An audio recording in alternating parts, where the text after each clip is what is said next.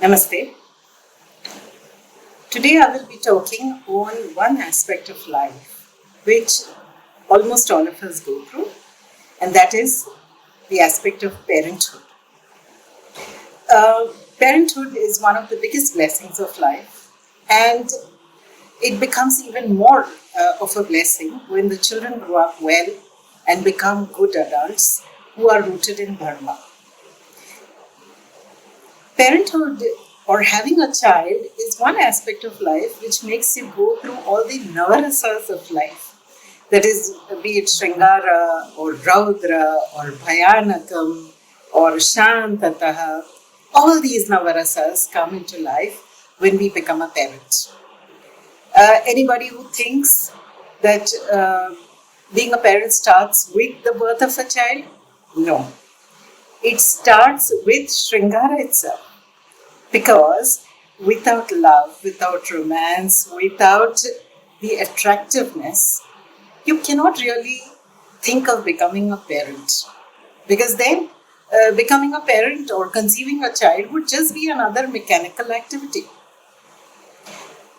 A lot of importance has been given in our culture to how a child should be born and what should be followed when you want to have a child. For example, we have so many stories like that of, let's say, Adi Shankaracharya's mother praying for a child, or so many other stories where parents have done tapasya and prayed for a particular child to be born with all the good qualities. We also know how in the Ramayana, Dasharatha and his wives participated in the Putra Kameshti Yajna to have a child. So, obviously, if you want to attract the right souls, you need to align yourself properly to the souls who are waiting to be born. Keeping this in mind, I will be now talking about mainly two characters from the Mahabharata, that is Kunti and Gandhari, to explain a few things about parenthood and how children can be brought up. Now, if you see in the Mahabharata, this thing of how a child should be conceived is shown right at the beginning itself, when even Bhishma was born, and then later when Dhritarashtra, Pandu and Vidura were born. When Vyasa Muni is sent for Niyoga to Dhritarashtra's mother, she was not able to look at his rupa and she closed her eyes, because of which Dhritarashtra was born blind. Same way, Pandu was born with vitiligo because his mother turned pale because of fright when she saw Vyasa Muni. But Vidura was born wise because his mother, with full awareness, conceived her child. Now, if not just all this, Mahabharata also talks about the use of taposhakti to have children. Both Gandhari and Kunti had taposhakti in them. But it was Kunti who used her taposhakti to bring forth some of the best children of her times. Gandhari, on the other hand, even with her taposhakti, could not bring out the best child or the best children because she herself was always unsure of herself. She was insecure. She was always scared. And not just this, she was not treated very well by Dhritarashtra either. Because of which, when her child was born, or her children were born, they too were born with those qualities. They were never content with whatever they had. They were always insecure, even though they were princes. They always wanted more. They were insecure about whether they would become the king of Kuru Rashtra, and they always they used different methods other than their own effort to achieve their goals. For example, if you go to see Duryodhana wanted to take away land from Yudhishthira, when Yudhishthira was the one who put in all the efforts to bring up Indraprastha. After that, he wanted to take away Indraprastha from him by hook or by crook. This is not dharma. This is not how a child should, let us say that a child should be molded to follow dharma, and that is one thing that was lacking in Gandhari. Now, Kunti, on the other hand, made full use of her tapobala and the blessings given by S-Vyasa Muni to bring forth children. She was also generous enough to pass on the mantra to Madri, so that Madri also could conceive children. This was a very good example of generosity, and Kunti's children carried forward this feeling of generosity in them. Now, when the children were to be conceived also, Pandu, he first called for Yama, who is Dharmaraya. That is, he is the Lord of Dharma, who knows exactly what is Dharma. He called him forth so that the child that would be born would have all those qualities in him. Because Pandu knew very well that without Dharma, you cannot have a flourishing land, and it is only with Dharma that the people, the rishis, the gods, all will be pleased and satisfied. And Kunti was of the same opinion. She too was such a knowledgeable soul. So, first thing is, while conceiving a child itself, be like Kunti, not like Gandhari. Have full faith in yourself, be happy, attract the right qualities in the child, in the soul that you want to conceive. Second thing, teaching children about Dharma.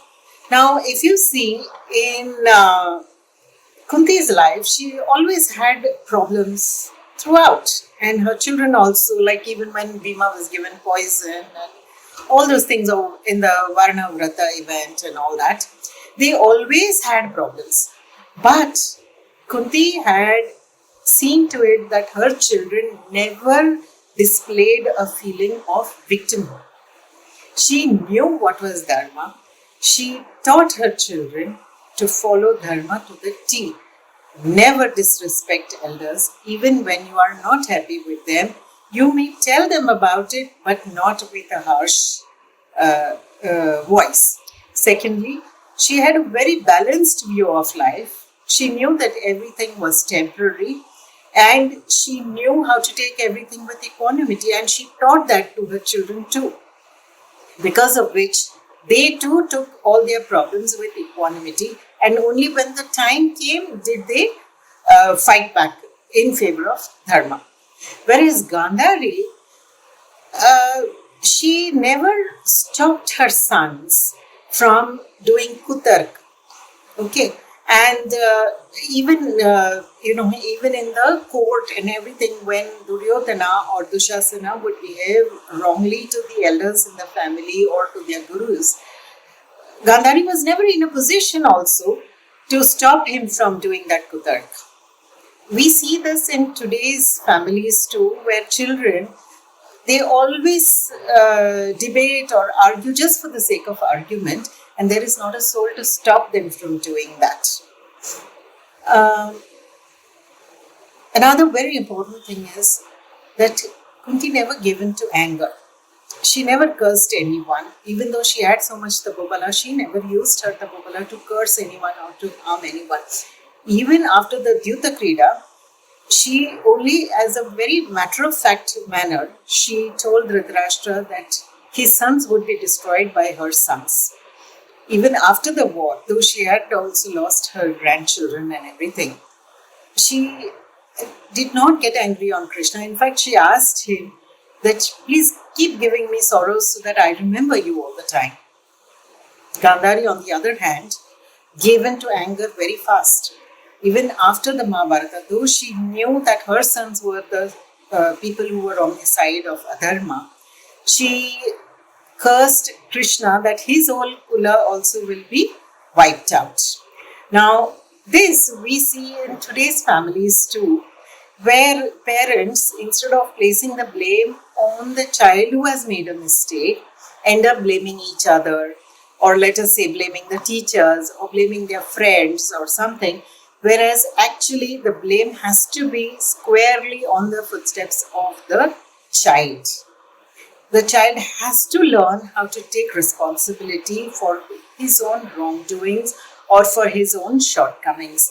This is a very important lesson that we can learn from Kunti and Gandhari. Another very, very subtle thing that one can learn from Kunti also and from Gandhari also is blessing the children. When the war was to take place, Kunti she has told her sons that may dharma win. The reason why Kshatriya mothers give birth to children has dawned. So fight for the victory of dharma. Gandhari did not bless her son to become successful, but when the war was almost coming to an end, she blessed Duryodhana with so much strength that his body became as strong as a diamond. So she did not want him to die. So this was a misuse of her tapobala. She was actually, that means siding on adharma. Now this is something that we see in today's world also, where parents, they use their power and money to protect the wrongdoings of their children, instead of teaching them how to use this money and power for a very good cause. It is very sad, and we have to learn from this how to teach our children to become better citizens. Now, one of the very important things is that sometimes parents do not know when it is time to give up control.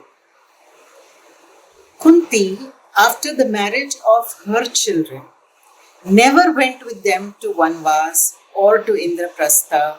She did not claim the title of Rajamata also.